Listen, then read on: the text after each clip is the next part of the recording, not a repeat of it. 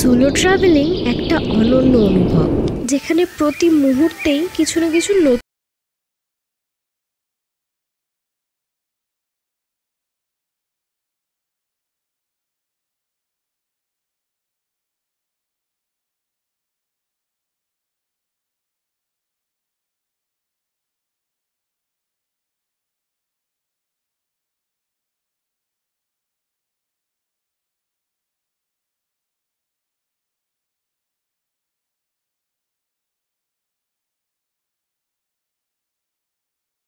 এবং মেঘালয় ভ্রমণের থার্ড। মাঝখানে একদিন চলে গেছে যেদিন আমি শুধুমাত্র স্কুটি নিয়ে র্যান্ডাম জায়গায় ঘুরে বেরিয়েছি, তো সেদিনের ভিডিও পরে আসবে। এই কদিনের মধ্যে বিশেষ কোনো পপুলার ট্যুরিস্ট অ্যাট্রাকশনে আমি যাইনি, তো ভাবলাম আজকেই এখানের পপুলার যে ট্যুরিস্ট অ্যাট্রাকশনগুলো আছে সেগুলোতেই যাওয়া যাক। শিলংয়ের রাস্তাঘাট কিন্তু খুব ভালো। শিলং না, পুরো মেঘালয়ারই মোটামুটি রাস্তাঘাট খুবই ভালো। আমি যেসব ভেতরে গ্রাম অঞ্চলে গেছিলাম, একদম ভেতরে সেসব জায়গায় মানে একদম গ্রাম্য পরিবেশ, কিন্তু সেখানেও কিন্তু রাস্তা একদম মানে কোনো জায়গায় কোনো খোয়া ওঠা বা কোনো রকম কোনো খারাপ রাস্তা, উঁচু নিচু ভাঙা কিচ্ছু পাইনি। রাস্তাঘাট খুবই ভালো। তো যারা নিজেদের ভেহিকল নিয়ে আসতে চায় কিংবা এখানে এসে অন্য কিছু রেন্ট নিয়ে যেতে চায় কিন্তু ভয় পাচ্ছে পাহাড়ি রাস্তা বা রাস্তাঘাট কেমন হবে, তো সেক্ষেত্রে আমি বলি রাস্তাঘাট কিন্তু খুবই ভালো। রাস্তাঘাট নিয়ে চিন্তা করার কিছু বিষয় নেই, কিন্তু যেহেতু পাহাড়ি রাস্তা সেখানে একটু টার্নগুলো তো উঁচু নিচু রাস্তা বা সেগুলোতে প্রবলেমেটিক তেমন কিছু বলে আমার মনে হয়নি। পাহাড়ি রাস্তা যেমন হয় টেরা বেঁকা উঁচু নিচু, কখনো খুব নিচে যেতে হচ্ছে, কখনো খুব উপরে যেতে হচ্ছে, কখনো টার্নগুলো খুবই স্টিফ টার্ন, মানে একদম লাইক অ্যাঙ্গেল হয়ে রয়েছে। তাছাড়া যারা রাস্তাঘাট নিয়ে চিন্তা করছে তাদের কিন্তু চিন্তার কোনো বিষয় নেই, কারণ রাস্তাঘাট খুবই ভালো এখানের, আর পরিষ্কার পরিচ্ছন্ন। এখানে কিন্তু কোনো নোংরা টোংরা রাস্তার সাইডে নেই। চারিদিকে কিন্তু সবুজের চাদর বিছানো, তাই তাকিয়ে থাকলে কেমন মন জুড়িয়ে যায়।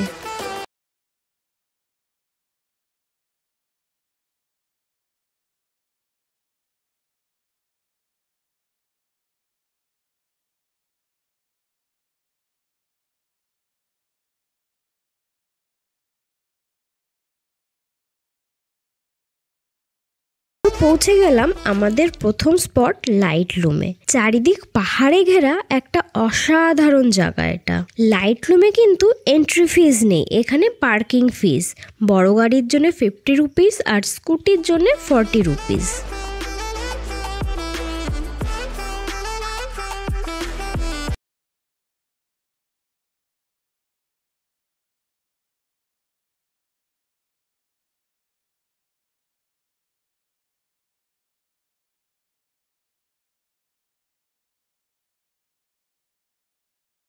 কারণ ভিউর সাথে এই মন জোড়ানো হাওয়া, এই দুটোর কম্বিনেশনে দিনের শুরুটাকে বেশ ভালোই বলা চলে।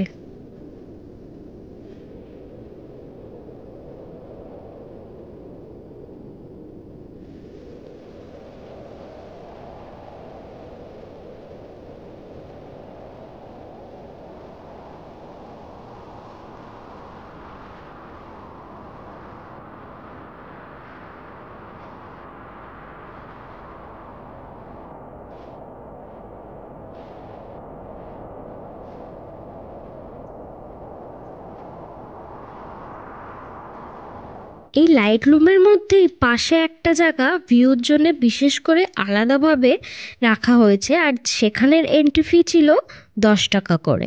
এই জায়গাটা বেশ ফটোজেনিক ছিল, আর এই ভিউটাও ভীষণ সুন্দর ছিল। এখনো পর্যন্ত আমার সোলো জার্নিটা কিন্তু খুব ভালোই যাচ্ছে। এখানে আসার পর থেকে এখনো পর্যন্ত প্রচুর মানুষের সাথে সাক্ষাৎ হয়েছে, আর অচেনা মানুষের সাথে কথা বলার যে ভয়টা ছিল মনে, সেটাও কিন্তু আস্তে আস্তে কেটে যাচ্ছে। আর এই সোলো ট্রাভেলিংয়ের ভয়টা একবার কেটে গেলে নিজের মনটাও কিন্তু ঘোরার সময় খুব হালকা আর ফুরফুরে বলে মনে হয়। লাইট লুমে এতটা সময় কিভাবে কেটে গেল বুঝতেই পারলাম না। পরে মনে হলো অন্যান্য জায়গাগুলোও তো যেতে হবে, এখন আস্তে আস্তে রওনা দেওয়া যাক। তাই 1 কাপ চা নিয়ে বেরিয়ে পড়লাম শিলং পিকের দিকে।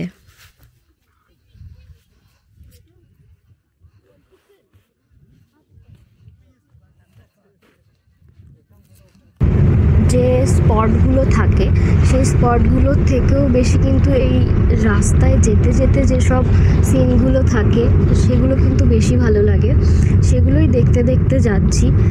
আর ট্যুরিস্ট স্পট যেগুলো সেগুলো একটু ক্রাউডেড থাকে, কিন্তু তুলনামূলক আজকে লাইটলুমটা অতটা ক্রাউডেড ছিল না, আর ওয়েদারটাও খুব ভালো পেয়েছি। অন্যদিন আমি নানান ভিডিওতে দেখেছি যে ক্লিয়ার থাকে না বা মেঘে ঢেকে যায় কিছু সময় পরে, অনেক সময় অপেক্ষা করতে হয় বা বৃষ্টিও হতে পারে অনেক ক্ষেত্রে। তো আজকে আমি লাইটলুমটা একদম পরিষ্কার পেয়েছি, ওয়েদারটা ভালো ছিল। আর ফেরার পথে বা যাওয়ার সময় আমি যেগুলো দেখে গেছি সেই ধাপ চাষগুলো খুব ভালো লাগছিল।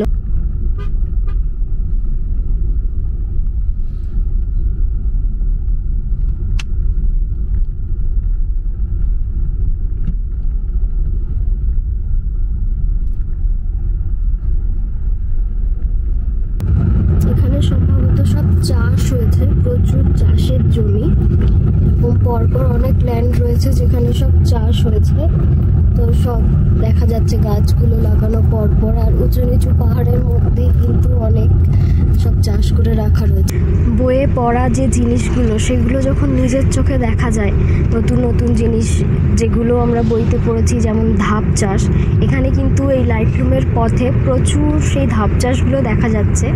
আর এই জিনিসগুলো কিন্তু চোখে দেখে সম্পূর্ণ আলাদাই মনে হয়। পড়ার সময় তো পড়ার জন্যে পড়া হয়েছে, কিন্তু এখন এগুলো নিজের চোখে দেখতে কিন্তু ভীষণ ভালো লাগে। এই লাইটলুমের পথে যেতে যেতে প্রচুর চাষের জমি, যেখানে উঁচু নিচু সব পাহাড়ের গা বেয়ে বেয়ে নানান ধরনের চাষ হয়েছে।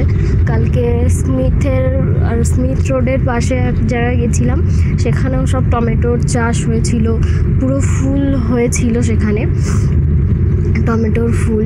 তো এখানের ক্লাইমেটটাও ভালো ঠান্ডা, সবসময় এই ধরনের জিনিসের চাষ কিন্তু হয়। এখানেও কিন্তু সব চাষের জমি, এখানে বীজ দেওয়া রয়েছে দেখা যাচ্ছে, সব ধাপে ধাপে জল যাওয়ার ড্রেনেজ ব্যবস্থাগুলোও কিন্তু খুব ভালো করা। আর কিছু কিছু আলাদা আলাদা জমি আছে যাতে কিন্তু ফসল হয়ে রয়েছে। তো এই যে সব দেখতে পাবেন সব ধাপে ধাপে কিন্তু একদম উপর থেকে শুরু করে ওপরের যে ল্যান্ডগুলো দেখা যাচ্ছে সেগুলোতেও চাষ আছে, আর এই যে রাস্তার পাশে যে ল্যান্ডগুলো আছে সেগুলোতেও কিন্তু নানান ধরনের চাষ হয়েছে। সাইট সিইংগুলো তো অবশ্যই ভালো জায়গা, তাই সেই কারণেই সেই জায়গাগুলো যাওয়া হয়, কিন্তু পাশাপাশি যে রাস্তাগুলো সেগুলোও কিন্তু সম্পূর্ণ আলাদা, রাস্তার যে পরিবেশটা থাকে সেগুলোও কিন্তু সম্পূর্ণ আলাদা। তো এগুলো দেখতে আমার বেশি ভালো লাগে, এই কারণে প্রথম দুদিন শুধুমাত্র স্কুটি নিয়ে র্যান্ডামলি ঘুরে বেরিয়েছি। আর এখন ভাবলাম যে পরে এখন সব জায়গাগুলো কমপ্লিট করা যাক। মেনলি আমার সাইট সিইংগুলো কমপ্লিট করার অত ইন্টারেস্ট ছিল না, আমার জাস্ট নর্মালি এখানে সেখানে ঘুরে বেড়ানোর বেশি ইচ্ছা ছিল, এই কারণে প্রথম দুদিন নর্মালি ঘুরে নিয়েছি।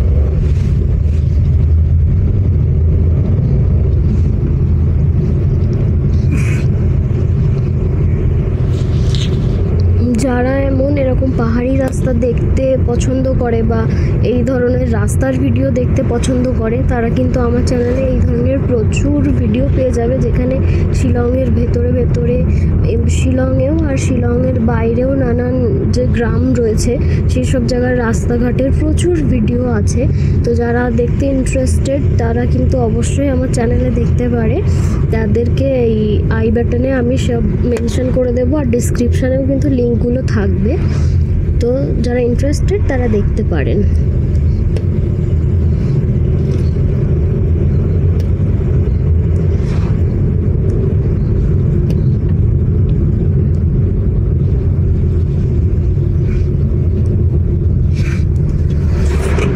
আজকে কিন্তু বুধবার, আর প্রতি বুধবার এই এখানে শিলং পয়েন্ট যেটা শিলং পিক, তো এটা কিন্তু বন্ধ থাকে। তো আজকে ঘুরে এখানে ভেতরে যেতে পারিনি, আর হচ্ছে এইখানে আশেপাশে এগুলো দেখে নিচ্ছি।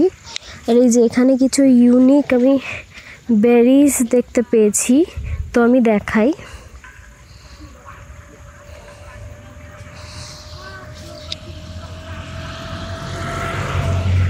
জানি না এগুলো কেমন, লাইক জংলি কি না, বা আমি রাস্তার সাইডে সাইডে প্রচুর দেখেছি এই যে এরকম হয়ে রয়েছে বেরি।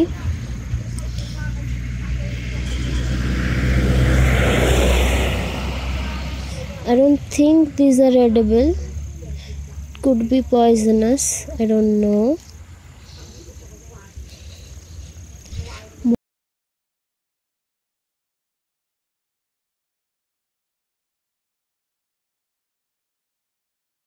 কালকেও এসেছিলাম, তো এখানে কিন্তু আমার একটু ভুলের জন্য আমি একটুখানি ভুলের জন্য আমি মেন পয়েন্ট অবধি পৌঁছে গেছিলাম। কিন্তু এখান থেকে কি হয়, এখান থেকে যে পয়েন্ট অবধি আছে একটা নির্দিষ্ট পয়েন্ট অবধি, সেখানে বাইরের ভেহিকল নিয়ে যাওয়া যায়। পরে এখানদের কিছু পারমিট করা ভেহিকল আছে, সেই ভেহিকলে করে ভেতরে যেতে দেয়। সেটা আমি জানতাম, কিন্তু মেন পয়েন্টটায় এসে আমি বুঝতে পারিনি যে এখানে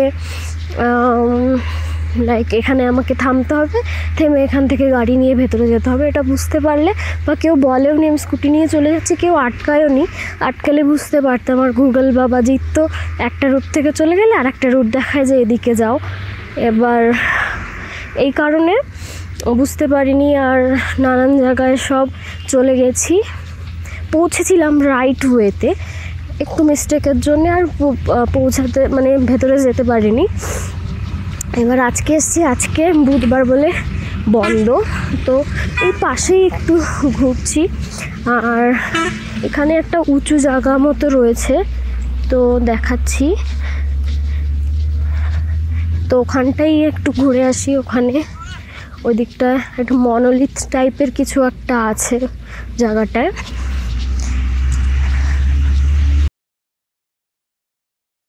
তো ওটা কিন্তু খুব ভালো পিকনিক স্পট হতে পারে, যে বিশেষ করে শীতের সময় প্লেন ল্যান্ড টাইপের উঁচু নিচু প্লেন ল্যান্ড, কিন্তু বাম্পি না, সুন্দর ঘাসের চাদর বসানো। তো পিকনিকের জন্য আসলে খুব ভালো লাগবে, এখানে একটা ভালো টাইম স্পেন্ড করা যাবে। কিছু করার না, জাস্ট এখানে বসে মজা করা, নিজেদের মধ্যে গল্প করা, নিজেদের মধ্যে এনজয় করা বেসিক্যালি। এখানে কিন্তু প্রচণ্ড ঠান্ডা হাওয়া বয়ে যাচ্ছে, প্রচণ্ড ঠান্ডা লাগছে। সোয়েটার আমি সাথে করে নিয়ে এসেছি, গাড়ির মধ্যে ঠান্ডা ছিল না বলে পরিনি। তো এই জায়গাটায় সোয়েটার ছাড়া সত্যিই ঠান্ডা লাগছে। তো এখন কিন্তু কলকাতায় 44 ডিগ্রি টেম্পারেচার, এটা মে মাস। 44 ডিগ্রিতে আমি বাড়ি থেকে এসেছি, আর এখানে লিটারেলি আমি প্রতিদিন সোয়েটার পরছি। অবশ্য হিল এরিয়া, আর যা বৃষ্টি হচ্ছে আজকে এখনও হয়নি, কিন্তু মেঘ এই সাইডটায় মেঘ রয়েছে পুরো, বৃষ্টি যে কোনো সময় আসতে পারে। বৃষ্টির গ্যারান্টি তো মেঘালয়াতে দেওয়া যায় না, দেওয়াটা ভুল। তো দেখা যাক কেমন থাকে। আর জাস্ট ভিউ দেখো, আর কি বলবো, প্রচণ্ড হাওয়া, প্রচণ্ড হাওয়া।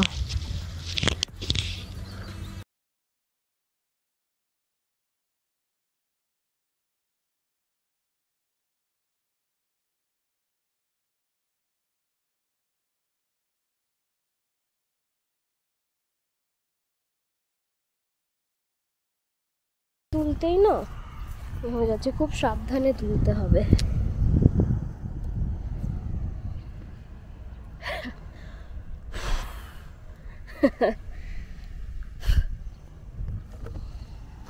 আরও আছে।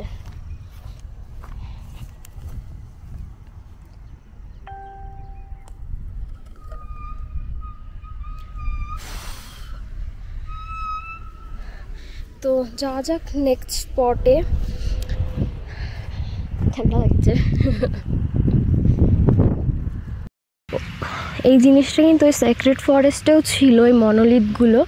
এগুলো বেসিক্যালি যে স্ট্যান্ডিং মনোলিথগুলো আছে, এগুলো ফ্যামিলির মেলকে রিপ্রেজেন্ট করে। আর যে শোয়ানো মনোলিথগুলো রয়েছে, এগুলো হচ্ছে ফ্যামিলির ফিমেল মেম্বার্সদের রিপ্রেজেন্ট করে।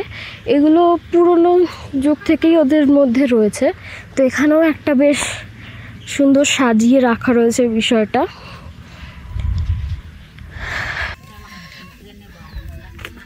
এগুলো কিন্তু সব ওই সাইট সিনটার পাশেই রাস্তার ধারে সব প্রচুর দোকান রয়েছে, মোমোস, চা, স্ন্যাক্স সব ধরনের জিনিস এখান থেকে পাওয়া যাবে। প্রচুর দোকান টোকান রয়েছে, মোটামুটি সব টুরিস্ট স্পটে সব ধরনের খাবার পাওয়া যায়, তো খাবার নিয়েও প্রবলেম হয় না।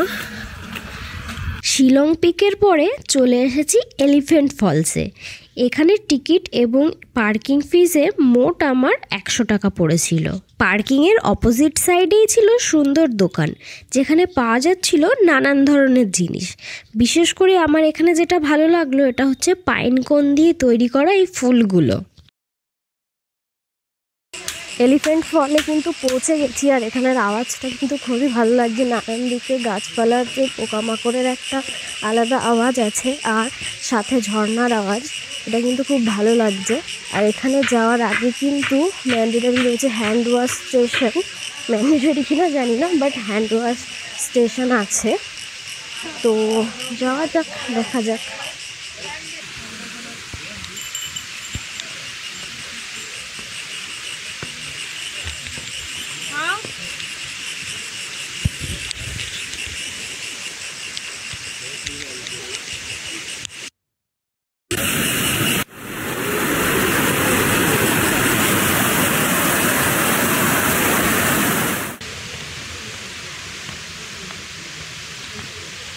এখানে কিন্তু অনেকগুলো স্টেপ নিচে নেমে তারপরে কিন্তু সেকেন্ড আর থার্ড লেয়ারটা পাওয়া যাবে। তো যাওয়ার পথটাও খুব সুন্দর, সিঁড়িগুলো রয়েছে, মানে একদম গাছপালায় ভর্তি হয়ে রয়েছে। তো বেশ একটা অন্ধকার অন্ধকার অ্যাটমসফিয়ার হয়ে রয়েছে, আর খুব ভালো লাগছে জায়গাটা। এটা কিন্তু এলিফ্যান্ট ফলসের সেকেন্ড লেয়ার। তো এখান থেকে কিন্তু একটা নিচে ফ্লো যাচ্ছে, আরও এর নিচে রয়েছে থার্ড লেয়ার।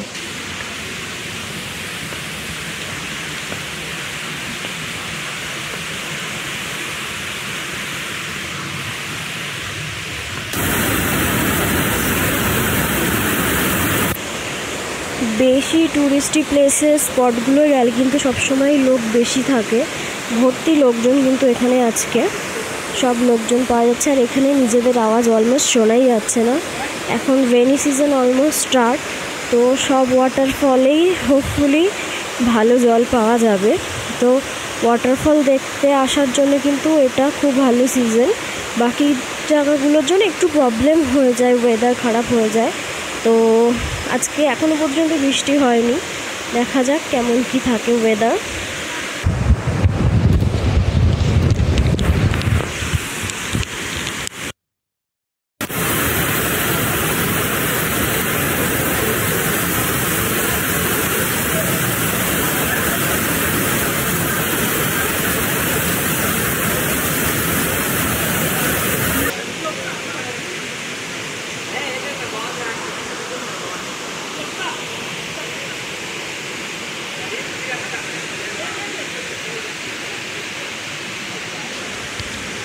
আশা করি মৌসিনরামে গিয়ে ওখানে অনেক কেভ আছে, কেভগুলোতে গিয়ে ভালো লাগবে, কারণ ওখানে আরও কেভ টাইপের জিনিসপত্র রয়েছে। তো আশা করি ওখানে কেভ এক্সপ্লোরেশন যখন করবো সেগুলো ভালো লাগবে বেশ। নামতে তো বেশ মজা ছিল, কোনো ব্যাপার ছিল না, কিন্তু এখন উঠতে কিন্তু অবস্থা খারাপ হয়ে যাচ্ছে, একদম স্টিফ। নামতে কোনো প্রবলেম হয়নি, এখন উঠতে গিয়ে প্রচণ্ড স্টিফ, দম বেরিয়ে যাচ্ছে। ডাবল ডেকার রুট ব্রিজে কী করে যাবো জানি না, ওখানে নাকি 3000 স্টেপ। যাওয়ার সময় তো প্রবলেম নেই, বাট আসার সময় প্রবলেম। আর আমি ভাবছি যেদিন যাবো সেদিন ফিরবো না, একদিনে 6000 স্টেপ ইম্পসিবল।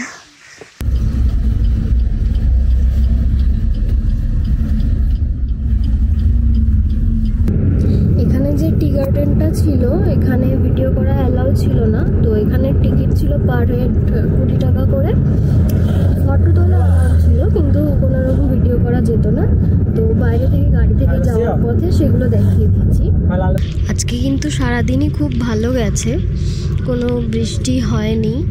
মেন পয়েন্টগুলো আমার সবই আজকে দেখা হয়ে গেছে, কোনো প্রবলেম হয়নি, ওয়েদার ভালো ছিল। এখন হালকা হালকা বৃষ্টি হচ্ছে। আর ওয়ার্ডস লেকে যাচ্ছি, তো একটু বৃষ্টিতে আশা করি প্রবলেম হবে না, জোর যদি না হয় বৃষ্টি।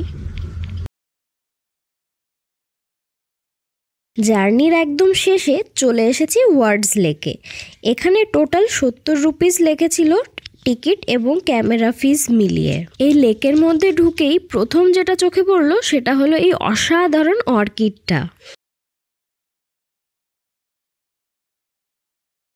এই ফুল গাছটা কিন্তু পুরো শিলংয়ে ভর্তি রয়েছে, পার্পল পার্পল ফুল হয়েছে, পুরো শিলংটাই কিন্তু পার্পল হয়ে গেছে।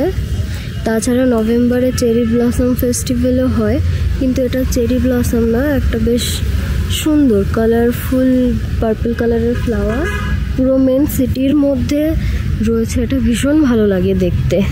সব ফুলগুলো নিচে পড়ে আছে, ফুল নয় ফুলের পাপড়ি, জানি না দেখা যাচ্ছে কিনা।